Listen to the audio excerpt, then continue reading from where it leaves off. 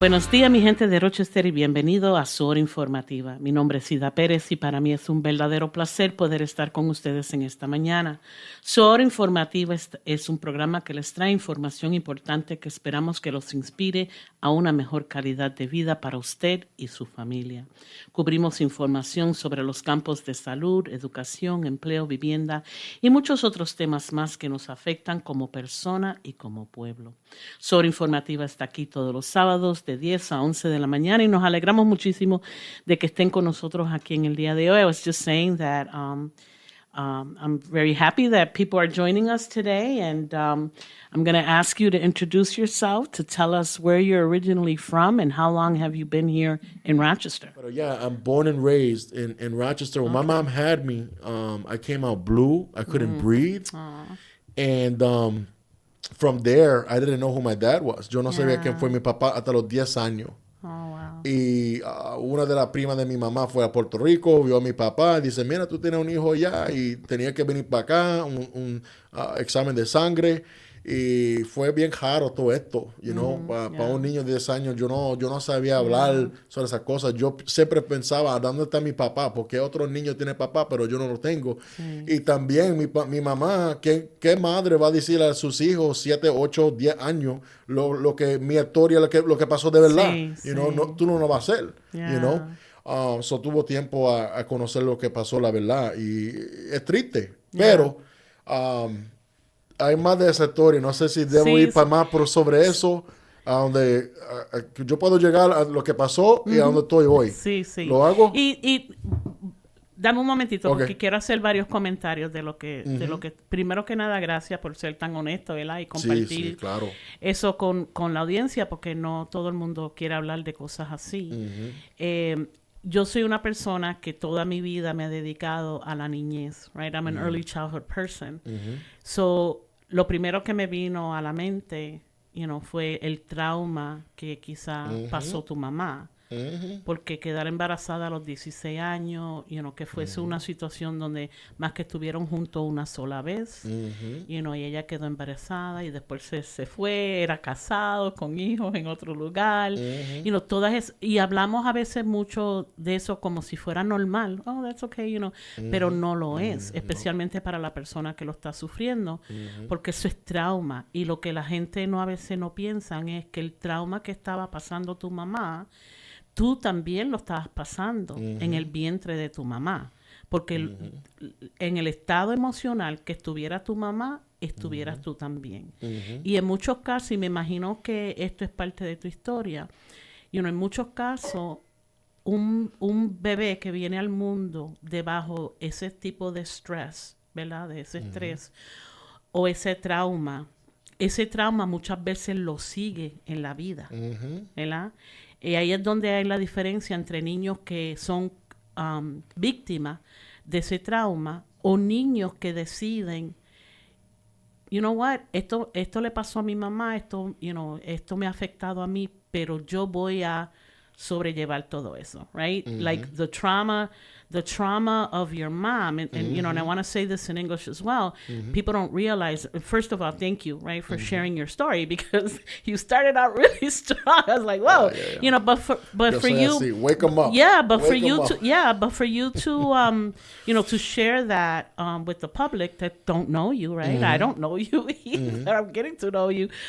That's really, it's very impactful, because people don't realize that when a mother that is pregnant is under stress or is experiencing trauma, right? Whatever that trauma may be, that affects the baby in the womb, right? And two things can happen. That baby can be born and continue to have trauma throughout their life, right? Because they started out with trauma, or they can become resilient, right? And overcome those traumas and change their entire life. And people don't realize, how important prenatal care is. That's probably why you were born all blue, you know what I mean? Because of the stress that your mom have had, and her getting pregnant at 16, from a married man, that then it was a white one night stand and took off. You know, I mean, that is real trauma. And us Latinos, we tend to talk about those things as if they were nothing. Pues la preñó y se fue. You know, and we kind of use it as a bochinche type of thing. But in reality, it's extreme trauma to your mom. And it was extreme trauma to you. So thank you for sharing that right from the beginning, because, you know, it gives us a sense of, you know, what can happen, right? If you allow that trauma to continue. And that's where that generational trauma comes from, right? Because it started from, you know, there's something called the ACEs, which is the adverse child experience, you know, and if you answer any of those questions, you know, there's like a 10-question survey to tell you what your points are of trauma. You know, you'll probably have a whole bunch of them, right? You'll probably have a 10, or maybe, you know, you'll probably have a 10. But people don't realize, you know, what that can mean. And so thank you for sharing that, I guess is what I want to say. Thank you for sharing that. But so tell us a little bit about the what you started in what was it, 2023, you said? 2023, So tell us about that. How did that come about? Why did you do that? So leading up, and I think this is important then, so I met my dad, conocí a mi papá a los 10 años, y de ahí How was that for you? Like, how was that for you, meeting your dad for the first time at age 10? Ahora mismo, como yo hablo, yo soy una persona de gente, yo no estaba lo mismo, you know, yo was bien nervioso, no sabía qué decir, you know, más que tenía 10 años, you know, esto fue bien raro, it was just weird. Yeah, it was awkward, probably. It was awkward, pero una cosa que mi papá me dijo, mira, lo que tú haces, tienes que estar fuerte en eso, tienes que hacer cualquier trabajo.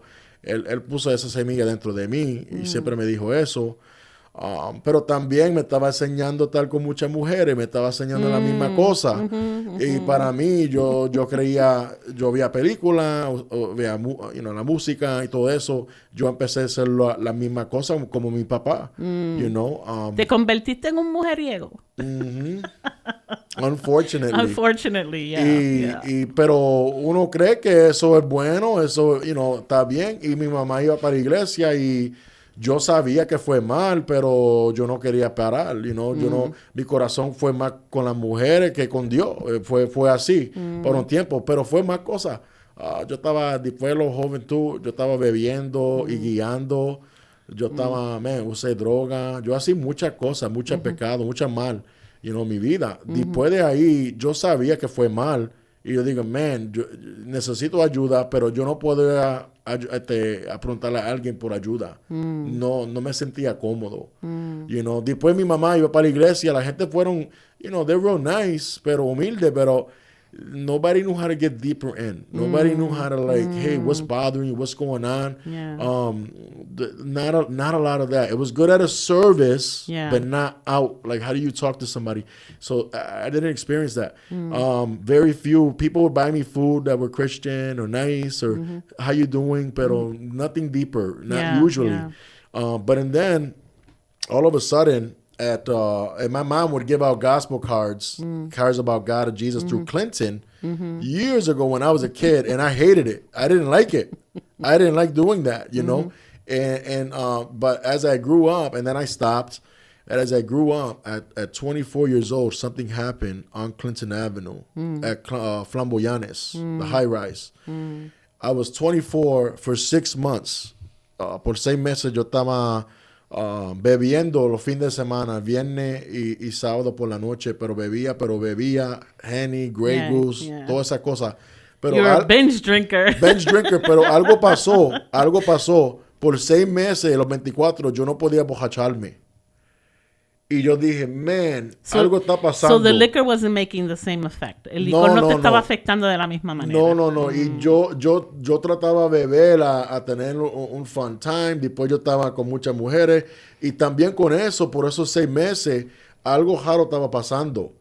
Y yo vine de mi mente fue que Dios está haciendo algo. Y yo digo, man, esto es raro, yo no sé lo que está pasando, pero yo no sentía cómodo hablar con una persona sobre eso tampoco. You know, la persona que yo estaba jangueando, ellos son de la calle, ellos son de los discos, ellos son bebiendo, you know, nadie está hablando así.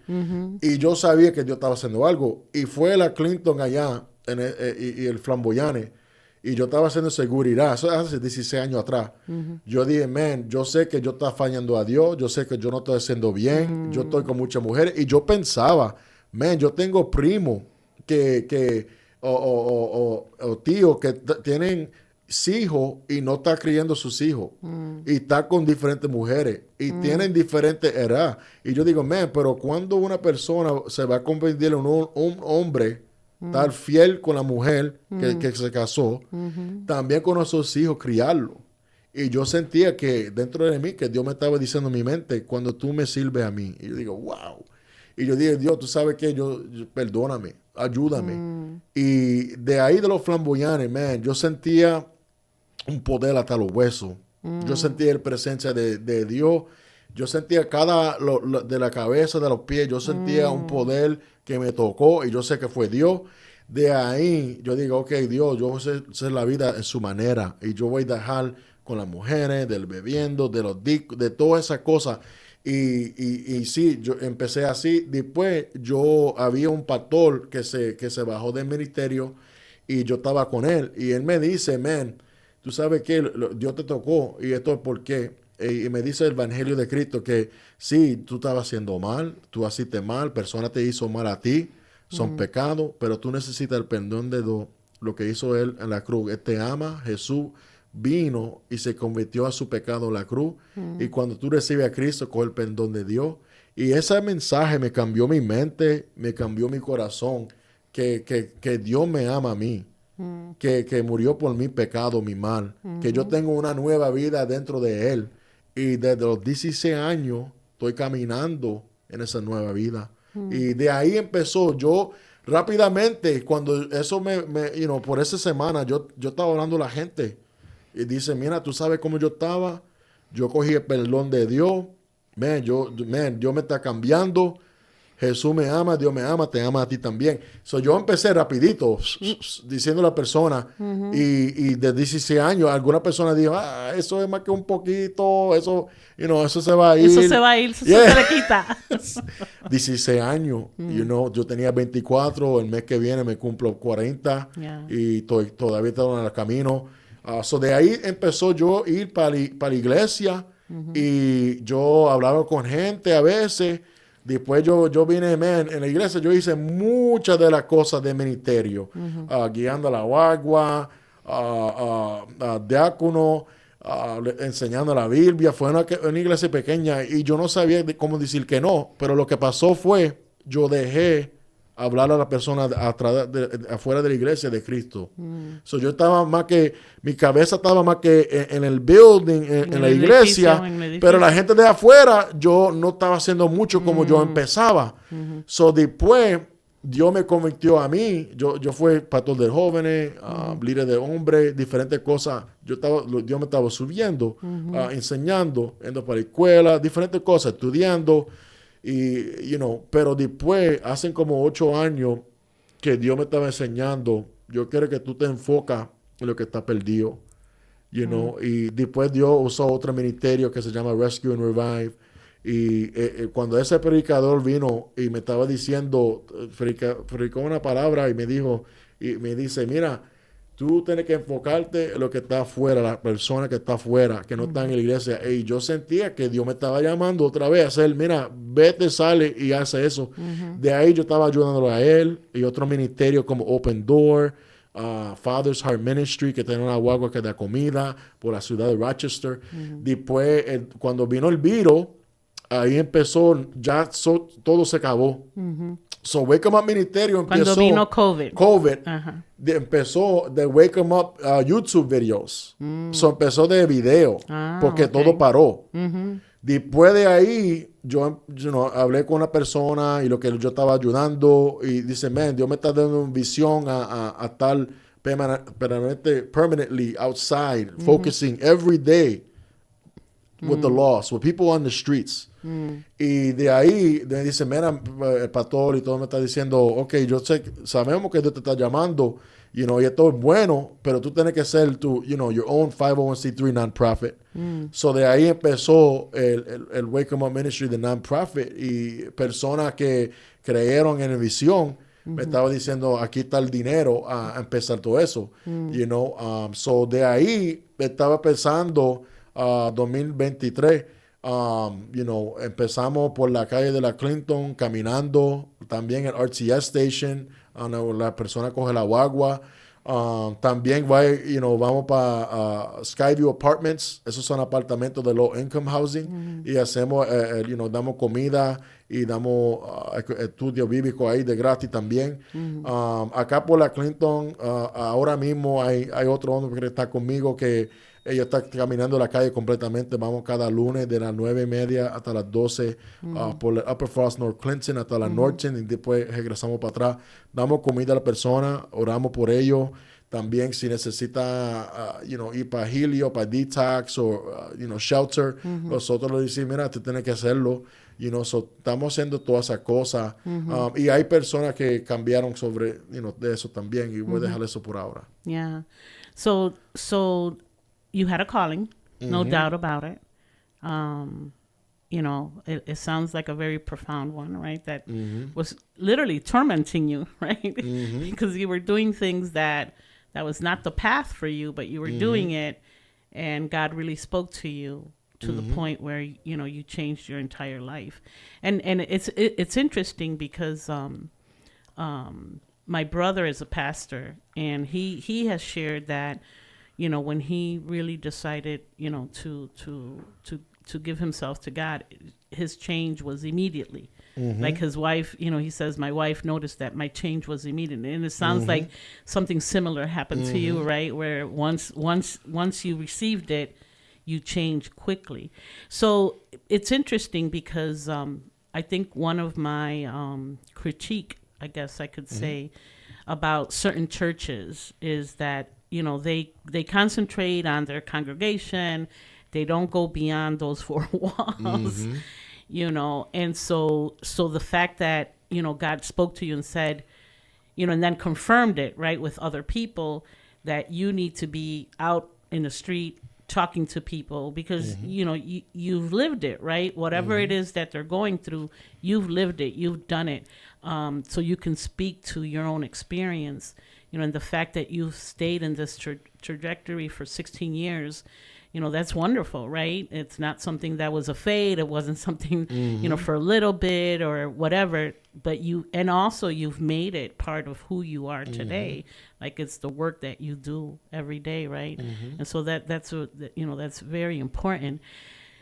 One of my other things is, because I live on Scranton Street, which is right off of North Clinton, and I've worked a lot I'm the chair of the Scranton Street Block Club. I'm the chair of that we just recently started the El Camino Neighborhood Association, which covers from Upper Falls to East Ridge Road and from St. Paul to Remington. And we're only like 4 months in the planning and things like that.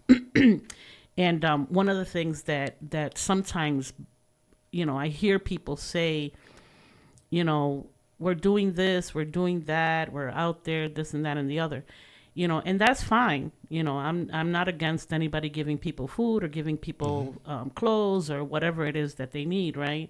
But I consider those contacts, right? You had this many contacts. If you made 100 sandwiches and they all went out, then you made 100 contacts, right? But what I look for as a resident is what impact, not contact, but impact you've had on these people. So tell us a little bit about maybe some of the people that you've approached that you've been able to help, whether it's to get the detox or whatever it is, right, that have changed their life. So any stories like that you can share with us? Yeah, that's a great question. And before I talk about these stories, I want to say that I wish that every single person that we have encountered, every single person that I gave a food bag to, food to, prayed for, that right there, they just stop. I wish that was the case, 100%, right. you know. But it's not. But it's not. It's not like that. And we know that, right? We know that for any kind of syndrome, Yeah. you know, whether it's drug, whether it's alcohol, whether it's domestic violence, you know, whatever the case, you know, it takes people several times before they actually make a true change. Yeah. So then what ends up happening is there's different degrees, different things that happen. So there's some people that, again, where a ministry approach is, or outreach approach is giving them food and getting to know them, asking them if they want prayer. I'll tell them my story, or the other guys that volunteer with me will tell them their story and how they receive God's forgiveness through Jesus. And then we're also saying, hey, go into shelters, stop using drugs, stop selling, you know, get help. And so what happens is there's been some people that just stopped selling drugs. There's a few of them that just stopped. There's some of them that I know, you know, more of them is like, well, they're somewhere else. But Clinton Ave is it's a hot spot to sell drugs because people come from different places, different counties to buy drugs. All the way from Niagara Falls. Yeah. So, they come from here. It's a tourist attraction. Yeah. So, but there's something like that happens. And then there's other people that they end up like, not only do they stop selling drugs, but maybe they're on the streets, they're using. There's some of those that we ended up helping that go inside of a homeless shelter. So they're living on the streets. So there's a few of them that will go inside of Open Door Mission or House of Mercy. One of the great stories is, I mentioned him, is Josiah last year. I used to do youth pastoring. He was with me. And he wasn't really like receptive though all the way. His heart wasn't for it at that time. And then he stopped going to church. And then after that, you know, he's in his 20s and I would look for him and then I would do outreach. I would see him on, you know, downtown. He would try to avoid me. And then what ended up happening was he ended up being homeless. So his situation got real bad. Yeah. And in between all of that, I would still go up to him, and there's a part of me too, like, I'll be honest, I wanted to give up. Yeah. Because he's not being receptive to me. Yeah. And so at House of Mercy, he ends up going there, and we go there every Monday about 12:30, 1 o'clock. We start until about 2, and we do like free service, or we just sit down with people, pray with them, talk to them at House of Mercy. But at House of Mercy, he ends up humbling himself, and that was his bottom. And he says, God help me, God forgive me, Jesus help me. And so from there, he got up. This is last year. From there, the last few months, he's been serving with us as a volunteer. He's currently serving today. And that right there is amazing. There's been other people that have gotten off the streets and maybe like 20 years ago, 15 years ago. And there's been people now that, like you said, they won't, you know, God was calling them, they go to church and that was it. But one particular gentleman that met me, God used his pastor to talk to him about me, and then we did outreach. And he's like, man, for 20 years, God's been telling me to go back to Clinton. He moved an hour away. And he's like, man, but I didn't know what to do, what to happen. And now, you know, he has been going out. Yeah. And so that's somebody that, long time ago, and now he's serving too on the streets. And then there's another one that I want to highlight, give first name only, Fredo. He was from Clinton Ave, Flambeau's, and what's crazy about this is I never had the chance to really talk to him when I did security. He ends up going to jail, he ends up going to prison, and he would pick up a Bible and read it. And he's like, man, like he knows God is calling him, but he just didn't fully understand everything. And dude, he sold drugs, used drugs. I mean, he did a lot. But in that, all of a sudden, he goes to this pizza shop, Galleria Pizza, which is a supporter for what we do. They help us. We're by donation, Wakem-Up Ministry. So they donate to us. But the guy goes, hey, man, you got to call Julio. You got to call him. He gives him my card. He calls. And I'm like, okay, listen, man, let's meet tomorrow. We met that next day. And when I was going over God and Jesus, he was just understanding. Within that week, he received Jesus. received God's forgiveness. And he said, man, he could understand. 3 years now, he's not on Clinton selling drugs. He's not using drugs. He had a girlfriend. He got married. He's been going to our church. He's been telling others his story. Yeah. He's been doing well. He's been doing great. Yeah. And that is like, wow, this is just amazing. Now, this doesn't always happen, to be fair. I want to say this, but this is something crazy that happened with him in a good way. Since Alfredo's been coming to our church, he's been inviting his family. Mm-hmm. His mom, his aunts, cousin, sister, guy and girl cousins. They've been coming to God. They've been coming to Jesus. And what's crazy about this, and that means their lives have been changing in a good way. Mm-hmm. And so they actually sit at our church, Hope Christian Fellowship, 2 rows. They sit in 2 bancas. They take up 2 benches. 2 benches. His family. I'm like, wow, like that doesn't even happen to my whole family. You know what I mean? I'm like, what's going on? And it's just been amazing to see. Even one of his cousins that I was talking to for years. Mm-hmm.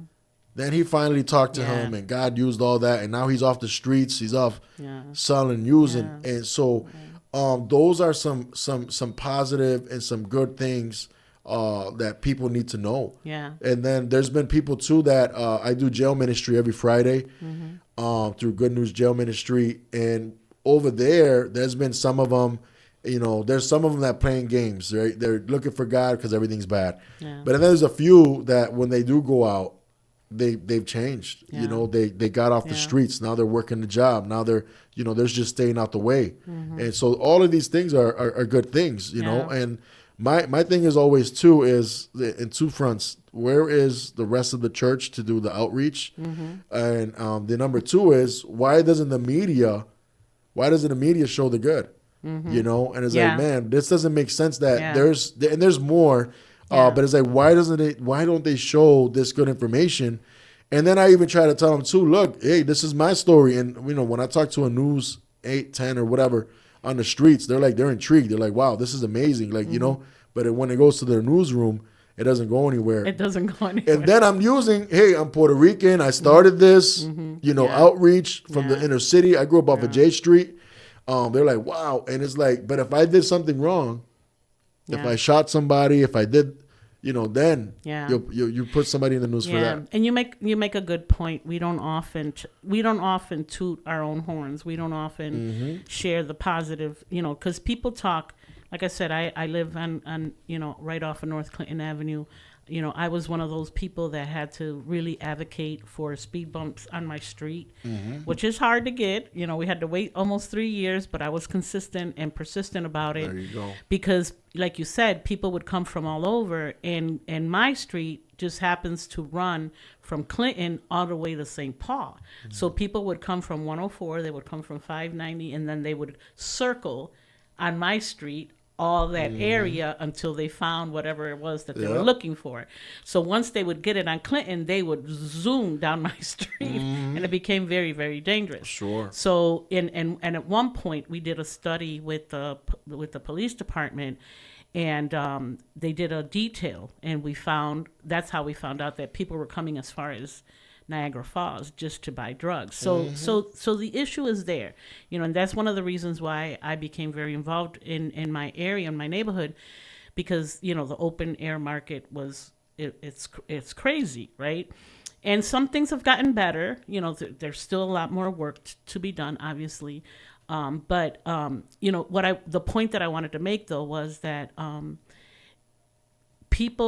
people in those situations sometimes don't realize how much God is talking to them, right?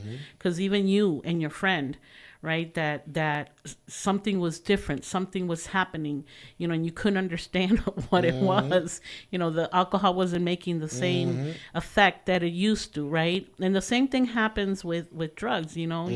You start, you know, and then you need more and you need more because it's not giving you the same effect. And a lot of times, it's nothing else than you for a lot of them is the spiritual part, right? Where God Absolutely. is to come and help you, but you're not open to that, right? And a lot of times those people are also broken in some way or form. That's why they ended up where they are, right? The trauma that they may have had, or, and some of them is medically, right? They start popping pills, and then the next thing you know, they're doing something else, in order to satisfy that feeling that they want. But, it's always like something's broken, right? And I find that, in what you've shared, and even with yourself,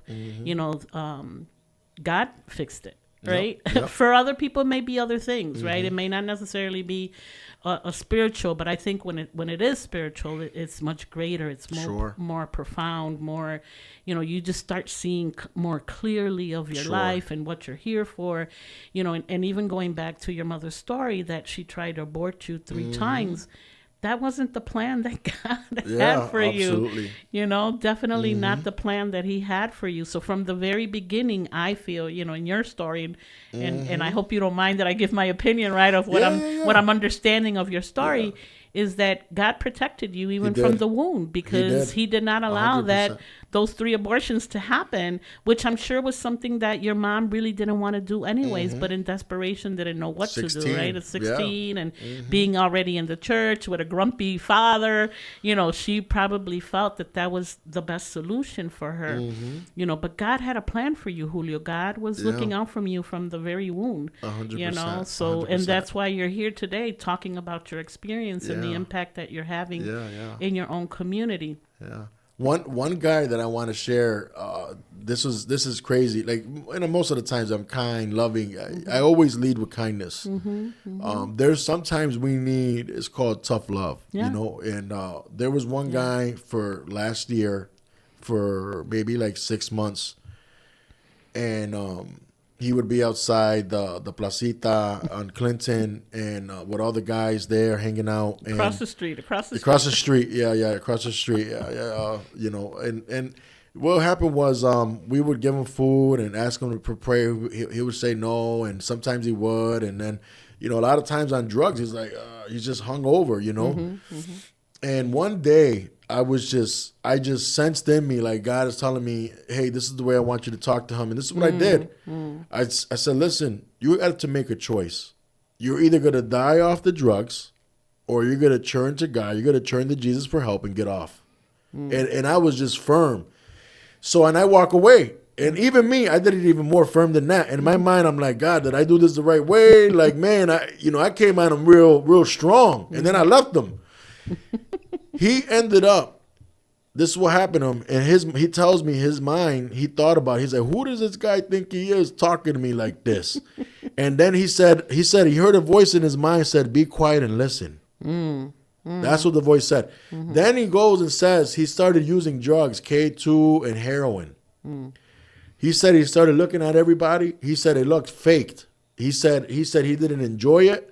He said it's a lie. It's not really fun. This is all Satan, like that, talking like that. That was a Monday. On Thursday, we went back. We did outreach. This is last year. And so when we did outreach around June, then he was there, and a few of the people that were helping us said, hey, look, do you want us to take you to detox? And, he said yes. He goes to detox. He stays in Helio. He receives God's forgiveness through Jesus. He ends up going to another program like in Syracuse.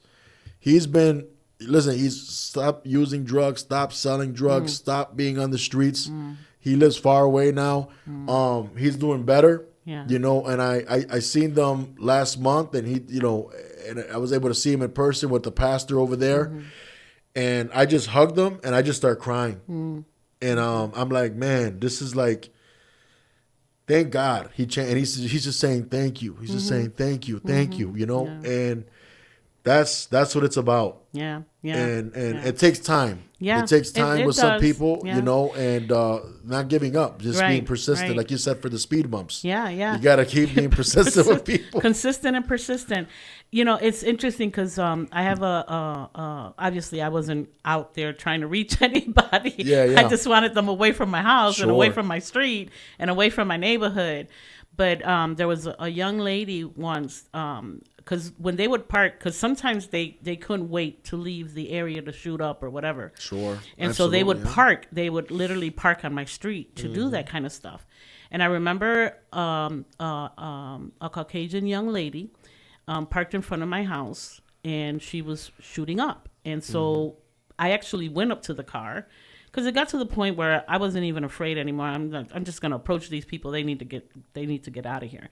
And so I remember knocking on her window, and I scared her. I startled her, and I said, "Hey, don't do that here. Go somewhere else and do that. Go to your own house and do that." Right.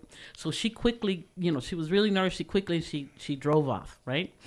So almost, I imagine like a year went by. And we actually were doing something called no mas, which was, we would do these human chains on Clinton, and we would just stand wherever people were selling drugs or doing things, and we would interrupt, because we would not interact with them. We would just stand there with our signs that said no mas, no more, and we would interrupt whatever business they were having, because then once we got there, they would take off, right? And so we figured, because, we had like a mile radius around. If you did a mile radius on Clinton and Clifford, we had over 300 and something overdoses during that period of time that we started all this work. And so we said, okay, no more, let's start interrupting. So we would do that. And for the most part, they would just leave, right? And so we had done one of those no mas events, and we were at St. Michael's in the hallway after, and we had coffee and stuff. And this young lady approaches me, and she says to me, "You're the lady that lives on Scranton Street." And I said, "Yes," but I didn't know who she was. And she said to me, "You may not remember me, but you came to, at the time I was using, and you came up to my car and you knocked on my window, and I remember, that incident. Yeah. I didn't remember her because she looked totally different. Wow. Right? And so in a good way, she looked different. Yeah, absolutely. Yeah. She was beautiful. She's a beautiful young lady. And so, and I said, "How do you know?" And she said, "Because I was the girl that was in that car." Wow. And it became such an emotional moment. And she said, "You saved my life," she said to me, because after I drove away, I realized, why am I in front of this lady's house shooting up? What am I doing? What am I doing to myself? She got help. She cleaned up. She was actually in a group of students from Nazareth. She went back to school. Wow. And she was there volunteering with a group of because there was a professor at Nazareth that would often come and join things in the community, and she would bring her students with her. And that was me. We hugged, I cried, then we shared it with everybody that was in the room. But sometimes, right, it takes that one moment, that one interaction, whether it's positive or, in my case, it was more negative, like, get out of here, get out from in front of my house. It also helped me, because up to that point, I was so frustrated that I just wanted them out. Just get them out. I don't care if they're arrested. I don't care if they died from an overdose. I don't care. Just get them out. And that interaction with that young lady changed, which is another thing, right, that people don't often talk about. How does all of this affect the people that live there? Right. And it had affected me. You're right. To the point where it was making my heart hard. And I'm not a hard person. I'm a loving and caring person. People that know me know that I care about everybody, right? But it got to the point where it did a switch in my brain. It did a switch in my heart where I didn't care about them. I just wanted them out of there. And that young lady also did something to me, because then it made me look at them with more compassion, right? With a little more patience, right? It just made me look at users in a different way. Sure. And also to say, we have the power to help someone, to save someone, right? Yes. Regardless of how that interaction may be, so those type of things too that sometimes happen. But it is harmful to our community, so I appreciate the work that that you're doing, because those of us that live there, that have to deal with it day in and day out, you know, it becomes really hard. Between my daughter and I, we've picked up more than 5,000 needles, you know, in our community, because it got so bad that everywhere you looked, you know, you couldn't walk the streets without seeing needles or stepping on a needle. Like, I would never let my grandkids play in the snow or play, you know, in the leaves or play in the grass because we just wouldn't know when we would find a needle. But, you know, but again, that has also come with the persistent, with the, with being consistent and persistent about, you know, helping people. I personally cannot do the outreach. I just can't. It's just not in me to do that. But I will support, you know, other things that are happening. Because I think all of us have to play a part in this, right? All of us have to play a part in this. You know, tell us a little bit more about so, you know, once you do an interaction with a person, you know, do you stay in touch with that person? You know, it sounds like you guys do walks on a regular basis. So those that are always out there, you're always going to have some outreach, but those that become better. So one thing that you said, and I remember from hearing this from other people that, you know, do outreach as well or have some kind of recovery program, is that once a person decides to walk away from this, you know, the places, people, and things are really important, right? Because if they stay in the same place, if they hang out with the same people, then they're going to be doing the same thing. And so I remember you mentioned that one person moved almost an hour away, and sometimes you have to do that. Absolutely. Because that's the only way you're really going to be able to have success, because you're not going to be tempted. You're not going to, you know, you're not going to be doing the same things. You know, so. So some of the people, a large majority, no, we're not going to have contact with. So because different situations, different circumstances happen, they'll move somewhere, you know, things that, you know, I've met people like, there used to be an area that we did outreach about 4 years ago that was off of Ford Street in Allen on Ford Street there. They used to call it Tent City, and these little huts and little tents. And I started seeing them later, that we would feed them, talk to them, get to know them, challenge them to change. There's been times I gave the warning, you know, I really felt God was telling me, if you keep using drugs, you're going to die. I remember doing that. 1 week later, one of them died off of the overdose. And they said, look, you remember when you were saying that? I said, yeah. It was like, man, somebody just died. And it's like, you know, it was like a wake-up call. But I ended up finding different people this year and last year from there, and they remembered me. And they're like, oh, we remember you used to feed us, help us. There's a few of them that started going to church, that moved out. They're not homeless anymore. They're working. Amazing. Just amazing. And it's like, man, and I think, too, I got to work on doing a better job finding some of these stories or really documenting them. Because and then maybe making something. So maybe if there's somebody listening that's a volunteer that would like to help with that, we would love your help. But the few of them, though, I do have contact with. So Alfredo is one of them. Again, he's going to our church. Josiah is another one that he's serving with me literally today. I was just with him. And so I am with a few. Now, the other thing is it's almost like you're handing them off to other good hands, right? So there's some of them that go to Heart and Soul. There's some of them that go to, and which is on Clinton Avenue, Salvation Army on Clinton and Clifford también. So these are places where, you know, they're going there and they're getting help. And, you know, I'll see them every periodically, but it's not meant for me to take care of them, myself, 100%. Right. It's meant that more of our mission is to be the boots on the ground, to actually initiate those conversations, to challenge them right where they are on the street, because there's churches everywhere. There's organizations that help everywhere, in Rochester especially.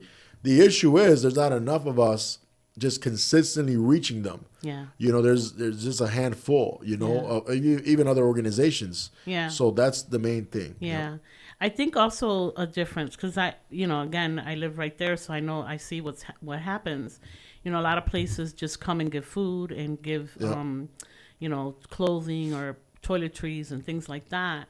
but they're not inviting them anywhere. They're not, Correct. you know what I mean? Like, Yep. they're not saying, come to our church, or, or even talking about God. Yeah. Which I feel that, part of that healing, and, whether it's God the way you see it and the way that I see it, or any Sure. other spiritual type of Sure. belief that people may have, like, I feel a lot of times that's missed, right? Because Yeah. I feel like to be a person of whole, right? That you're whole, you need all those different components, right? Sure. And whatever it is that you believe in, like, I'm not going to say one religion over the other, but there has to be some type of spiritual component Sure. to the outreach, because Yeah. I feel if you don't, then you might be missing something. Yeah. And I think I see it too, like it's pieces that they all work together. So God is trying to reach everybody. I really 100% Yes. believe it. Yes. There could be people that just give a kind word. Hey, have a great day, or give out food, and they don't do anything spiritual. And then I think that later on, there's others that will bring, like we do, and others that will talk to them about God and prayer and being right with God. And so I also do believe there's some people who do change, quote unquote, without God's help that they're aware of. I think God is behind the scenes still working, though. Of course. And then the difference I would say too is I look into multiple major religions, and I've read through the Quran, I read through even looked at the Satanic Bible, many different things, and in all of this, I found a common person, which is Jesus, that they respect them, acknowledge him as a prophet, teacher. Not the Satanic Bible, though. They wouldn't acknowledge him. But others like Islam and Hindu. And then when it comes to the spiritual side, there's sometimes these conversations do come up. So, I do go over why I believe that, Jesus is respected amongst most major religions. But then his words and teachings are only found in one book, one source, which is the Bible. And then he teaches he's the way to God, because he dies for sin. He makes people right with God. And so imagine, like, if you get a gift card to go to Walmart of $1,000, and with that gift card, if you try to go to Tops or go to somewhere else, you're not going to be able to use it. Right. So with God's forgiveness, and again, as a Christian, I will go into this with certain people, like, you only get it through Jesus. Unashamedly, I say that. Now, other people of other religions, they do help, and thank God, they're giving out food. They're helping people. They're doing good. So I don't take anything back from that. But when it goes to the core of what we believe, then, we will go into that information with people as well. Yeah. If you had any advice to give to any young person, male or female, that is out there, that is struggling, that is, whatever the case may be, right? Because it doesn't necessarily have to be drug and alcohol. It could be other things that they're going through. Yeah. What advice do you give them? Yeah, thank you for that. That's a great question. I would say that I've been there. I've struggled. I know many people who have struggled, and some people have died in that struggle and never gotten out. And then there's others like myself and others that have gotten out. And I would say that there's a God that loves you, that truly does care for you, the God that created the world, the universe, created you. Your life can change. Your life can be better when you say you've been hurt yourself, and saying, God, I know I've been hurt, but also I've done things that hurt people too. Yeah, they say hurt people hurt people. Hurt people. Yeah. And so any kind of thing of lying or stealing or whatever, we all dishonored God. Even myself, we all have. But God loves you so much that he sent Jesus, his son, only begotten son, which means one and only unique one, that he died. He became your bad sin on the cross. And so by trusting him, by believing that message changes your mind, it changes your heart. And then, like myself, I've been walking in a new life. And there's many others that I know that have been walking a new life. And that is for you as well. Don't believe the lies in your mind or people or Satan that you'll never change. You're always going to be the same. Those are all lies. You can change. You can be different. You can be new. And sometimes you need help. And that's what we're here for. Yeah. I think, I've interacted with people that feel that their sins have been so great, right? Whatever it is, right? Whatever their sins were, that they were so great that they just cannot believe that they're forgiven. Yep.